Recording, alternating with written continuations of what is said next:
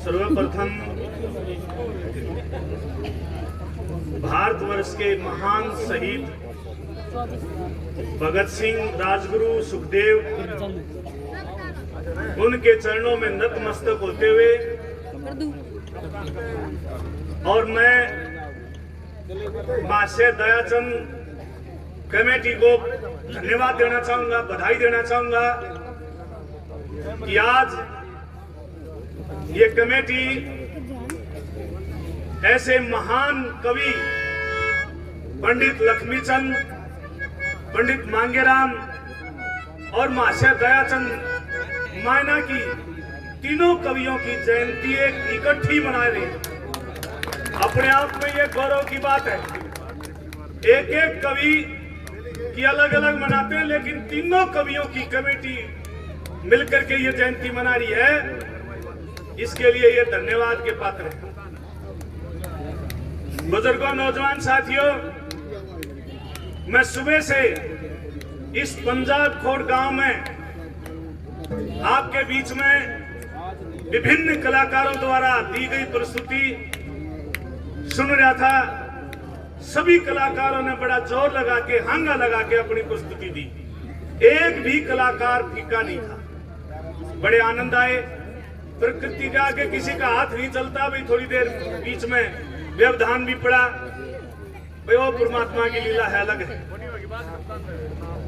हमारी संस्कृति, हमारा स्वाभिमान संगठन के राष्ट्रीय अध्यक्ष भाई हनुमान कौशिक उमरावत आपके बीच में आज चीफ गेस्ट के रूप में आए। बुजुर्गों, नौजवान साथियों, पूर्व अध्यक्ष डॉक्टर सुनील वस निठारी और इनकी टीम ने मिलकर के एक विचार लिया कि हमारे विशेषकर हरियाणा प्रांत में, यूपी में, दिल्ली में ये जो बद्दा प्रदर्शन हो रहा है कलाकारों द्वारा, बद्दा नाच, बद्दे गाने, वो बंद होने चाहिए। और ये सारी कमेटियां इकट्ठी मिलकर के इसके लिए प्रयासरत हैं, लड़ाई लड़ रही हैं। और भाई सारे मिलकर के आगे हम भी करें। देखिए, इस गंदे नाच ने हमारे बहुत सारे बच्चों को खराब कर दिया। इन गानों ने जो डीजे के ऊपर बजते हैं हमारे युवाओं को खत्म कर दिया। मैं कहता हूं कि 45 साल 50 साल के ऊपर के रागिनी स्वर्णोत्तर नहीं है। मैं ये कहना चाहता हूं इस मंच के माध्यम से, इन कवियों की रागिनियां हमारे बच्चों के सिलेबस में लगनी चाहिए, अलग अलग से सिलेबस में लगनी चाहिए।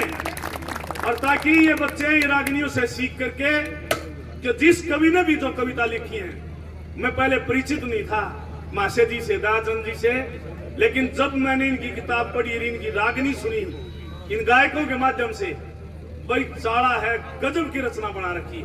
एक बार मैं चाहूंगा कि आप सभी जोरदार ताली उस महान आत्मा के लिए लगाएं जिन्होंने ऐसी रचनाएं लिखी। देखिए, वैसे तो सभी कलाकारों ने बहुत अच्छा, चाहे सुरेश निनाना हो, चाहे सुभाष बोरिया हो, भाई अशोक मरीची हो, और अमित मलिक हो, जनकराज बापोड़ा हो, और भी कलाकार, वंश चांदी छोटा लड़का हमारा बहुत बढ़िया गाता है।